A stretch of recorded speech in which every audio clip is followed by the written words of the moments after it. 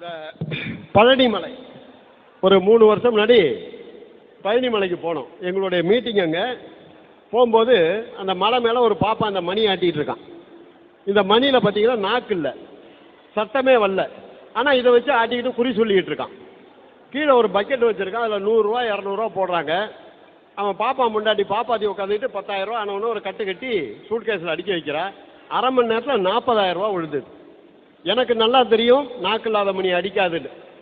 அவன் பார்த்தீங்கன்னா ஒரு பஞ்சாயத்தம் கட்டியிருக்கான், பட்டை அடிச்சிருக்கான், குடுமி வச்சிருக்கான், உத்தரவு மேலே ஒரு துண்டு போட்டிருக்கான், சட்டை கிட்ட போடலை, கீழே வேட்டி. ரொம்ப நேரம் கழிச்சு அவன் துண்டு அவுத்து விட்டேன் பாருங்க.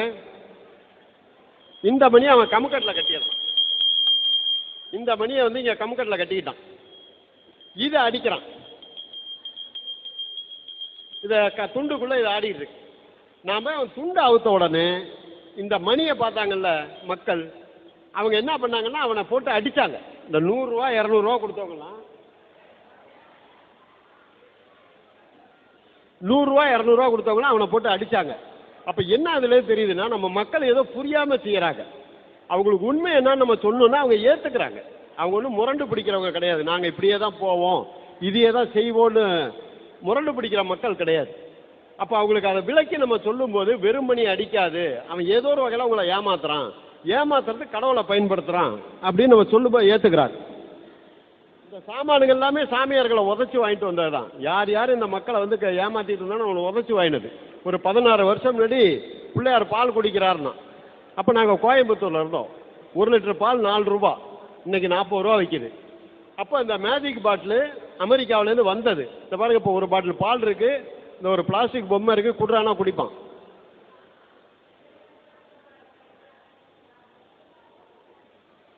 ஒரு பாட்டில் பாலையை குடிச்சிட்டான். கக்குடானா கக்குவான். பிள்ளையார் மட்டும் குடிக்க மாட்டான், என் செருப்பு கூட பால் குடிக்கும். அப்படியே கக்குனா கக்கிடும். இது அந்த கடவுளோட தன்மை கிடையாது, அந்த பாட்டிலோட தன்மை. 10 மணிக்கு மேலே உள்ற பூந்து அவனை உதச்சி இதை வாங்கினோம். இதை இப்போ அவன்கிட்ட வாங்கலைன்னா உங்களுக்கு காமிக்க முடியாது. இது ஏன் அவன் இந்த பாட்டிலை கண்டுபிடிச்சான்னா, இதுக்கு பேர் பிரெயின் வாஷ் மில்க்குன்னு பேர் வச்சான். மூளையை சலவை செய்யும் பால்னு வச்சு இந்த காதில் ஊற்றுவான். இந்த காதில் ஊற்றி இந்த காது வழியாக வெளியே எடுக்கிறது. ஒரு விளையாட்டு சாமான், 10 ரூபா. இதனுடைய விலை வந்து 10 ரூபா. பிள்ளையார் பால் குடிக்கிறார் சொன்னோடனே அன்னைக்கு அந்த பாப்பானுக்கு தட்டில் விழுந்த காசு $6 லட்சம். 6 லட்சம் 18 வருஷம் முன்னாடி, இன்னைக்கு கிடையாது. அன்னைக்கு வந்து 6 லட்சத்துக்கு நீங்கள் கோயம்புத்தூரில் ஒரு வீடு வாங்கலாம். காரணம் இந்த 10 ரூபா பாட்டில். அவன் எதுக்கு கண்டுபிடிக்கிறான்?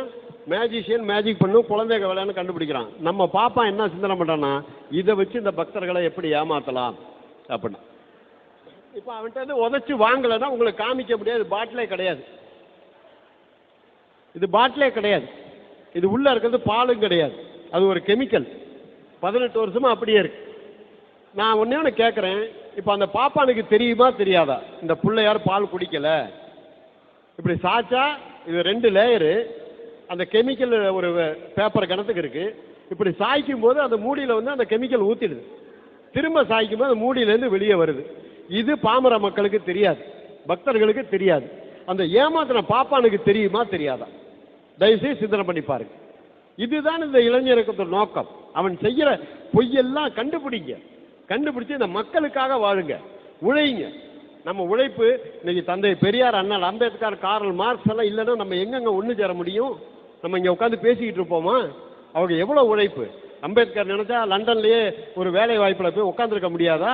ஒரு நீதிபதியாக ஆயிருக்க முடியாதா? ஒரு வழக்கறிஞர் ஆயிருக்க முடியாதா? தந்தை பெரியார் 18 வயசு, அவருடைய சொத்து 22 கோடி. 22 கோடி. இன்னைக்கு நமக்கு யாருக்காவது 1 கோடி ரூபா இருந்தால் இங்கே வருவோமா? இங்கே உட்காந்துருப்போமா? 50 லட்சம் இருக்கட்டுமே, 50 லட்சம் நம்ம கையில் இப்போ ஹார்ட் கேஷ் இருக்குன்னா இந்த இடத்துக்கு வருவோமா நம்ம? ஆனால் வெள்ளைக்காரன் காலத்தில் 1916 22 கோடி ரூபாயை தூக்கி விட்டெறிஞ்சு விட்டு சாக்கடையிலையும் மண்ணிலையும் மழையிலையும் நனைஞ்சு தெரு தெருவா சுற்றி பிரச்சாரம் பண்ணார் ஜாதி ஒழியணும். அதனால தான் இன்னைக்கு நம்மளாம் ஒன்று சேர்ந்து இங்கே இருக்கிறோம். தந்தை பெரியார் 17 வாட்டி சிறைக்கு போயிருக்காரு. பெரிய சிறை தண்டனை எது கொடுத்தாங்கன்னு கேட்டிங்கன்னா, சாதி ஒழிப்பு போராட்டத்துக்கு தான் ஐயாவுக்கு பெரிய சிறை தண்டனை கொடுத்து பெல்காம், கர்நாடகா மாநிலம் பெல்காமில் சுண்ணாம்பால் கட்டப்பட்ட செவுரு அதில் போட்டிருந்தாங்க, ஏன்னா அதில் போட்டால் புழுங்கும். இங்கே இருக்கிற மாதிரி 100 பங்கு இருக்கும். அதாவது சாதி ஒழியக்கூடாதுல, பாப்பான் தெளிவாக இருப்பான். இன்னைக்கு ஒவ்வொரு ஜாதிக்காரனும் அவன் சங்கம் தொடங்கிட்டு எங்கள் ஜாதிக்காரன் வாங்க, எங்கள் ஜாதிக்காரன் வாங்கங்கிறான். அதனால சாதி வளருமே தவிர சாதி ஒழியாது. சாதி ஒழிந்தால்தான் சமுதாயம் மலரும். நாமெல்லாம் சாதியை ஒழிக்கிறதுக்காக இன்னைக்கு போராடுறோம். சாய்பாபான்னு ஒருத்தன் தான், நான் தான் கடவுள்னா, செத்து போயிட்டான். அவன் செத்ததுக்கப்புறம் அங்கேருந்து கிடச்சது. அவன் இந்த மாதிரி ஒரு டம்ளர் எடுத்துட்டு ஒரு பெரிய அண்டாக்குள்ளே வைப்பான். வச்சுட்டு அதுக்கு சூடம் சாம்பிராணியெல்லாம் காமிச்சு பூஜை போடுவான். பூஜை போட்டால் அந்த டம்ளரில், வெறும் டம்ளரில் பார்த்தீங்கன்னாக்கா ஒரு டம்ளர் பால் வந்துடும். அப்போ நான் 1970 நான் எஸ்எல்சி படிச்சுக்கிட்டு இருக்கேன். எங்கள் அம்மா போய் அந்த பால் ஒரு சொட்டு வாங்கி குடிச்சிட்டு 10 ரூபா கொடுத்துட்டு வந்தாங்க. அன்றைக்கி நீங்கள் 10 ரூபாய்க்கு 5 கிலோ அரிசி வாங்கலாம். 1 கிலோ 2 ரூபா. இன்றைக்கி 1 கிலோ அரிசி 50 ரூபா. 10 கிலோ இன்றைக்கி 500 ரூபா. ஒரு சொட்டு பாலுக்கு எங்கள் அம்மா கொடுத்தது 500 ரூபா.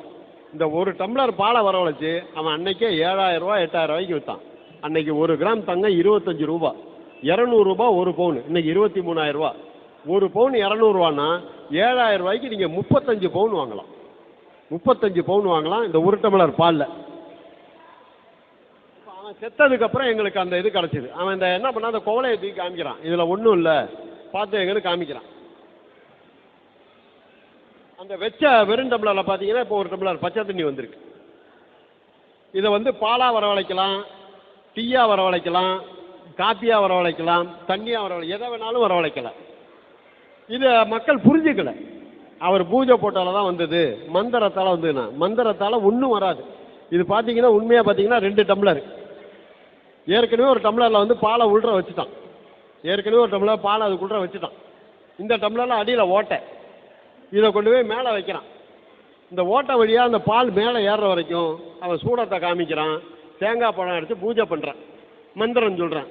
இந்த மக்கள் என்ன நம்புகிறாங்க, சரி சாமி மந்திரம் போடுறாரு, டம்ளரில் பால் வந்துடும் பாருங்கள், இறங்கிட்டு இருக்கு. இப்போ நான் இதுக்குள்ளே வச்சா எனக்கு தெரியும் அது இறங்கிடுச்சா இல்லையான்னு. உங்களுக்கு அங்கேருந்து தெரியாது. தூரத்துலேருந்து பார்க்கும்போது 2 டம்ளர் தெரியாது. இதை என்ன பண்ணால் ஒரு கண்ணாடி ஜாடியில் ஊற்றிட்டு ஆளுக்கு ஒரு சொட்டு இங்கிலீஷ் புல்லில் ஊற்றுறான். இது சரியா தவறா? நான் கேட்குறது தான். இது மாதிரி ஏமாற்றலாமா ஏமாற்றக்கூடாதா? யார் ஏமாத்துறா? கடவுள் வேஷம் போட்டவன் ஏமாத்துறான். யார் ஏமாறுறா?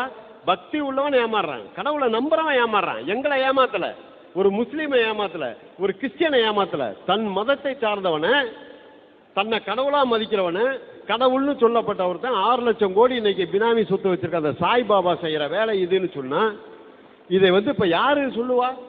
உங்களுக்கு இந்த ஆளுங்கட்சிக்காரன் சொல்லுவானா? இல்ல எதிர்கட்சிக்காரன் சொல்லுவானா? ஜாதி கட்சிக்காரன் சொல்லுவானா? எவனும் சொல்ல மாட்டான். அம்பேத்கரையும் பெரியாரையும் ஏற்றுக்கொண்ட தொண்டர்கள் மட்டும்தான் சொல்லுவாங்க. அவங்களுக்கு தான் இந்த சமுதாய சிந்தனை. இதை காமிக்கிறதுனால, இதை சொல்றதுனால எனக்கு என்ன லாபம்? நான் என்ன நாளைக்கு இதை வச்சுக்கிட்டு சம்பாதிக்க போறேன்னா? யாராவது செஞ்சா நீங்க ஏமாறக்கூடாதுங்கிறதுக்காக சொல்றேன்.